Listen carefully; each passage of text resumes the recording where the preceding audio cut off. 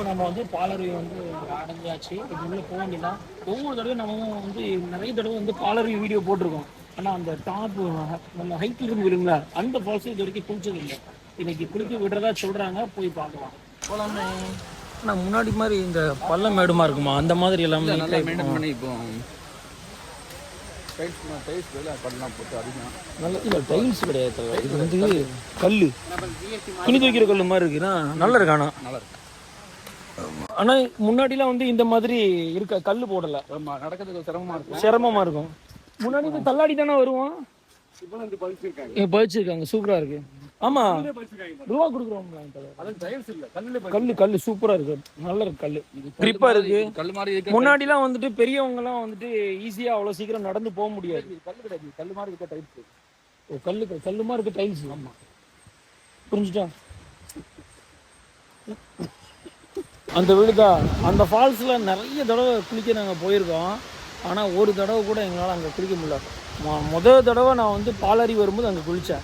அதுக்கப்புறத்துலேருந்து வந்து சீசன் சமத்தனமாக இருந்துச்சு. தண்ணி நிறைய விழுந்துச்சுன்னு சொல்லிட்டு அவங்க குளிக்க விடலை.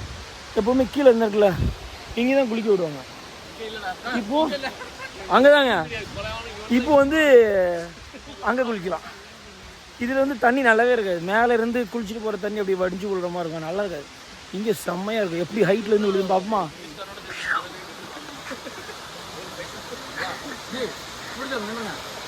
இன்னைக்கு மேலே போய் குளிச்சு அப்படி பங்கம் பண்ணுறான். இதில் ஒரு பெரிய விஷயம் என்ன தெரியுமா, இங்கேருந்து இத்தனை படி ஏறுறது தெரியுமா தவிர, அதுதான் பெரிய ஹைலைட். படி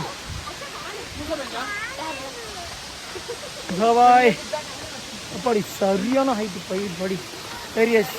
சரி பாய் நீ தான் குளிக்க போகிறேன்.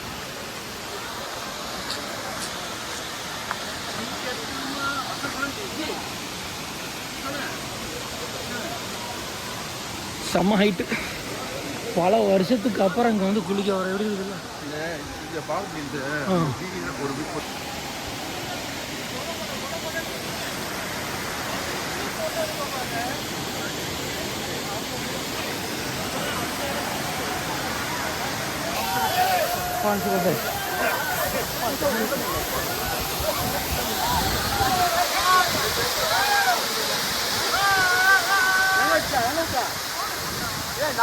பாரு இங்கே இருக்கு. பாரு வா.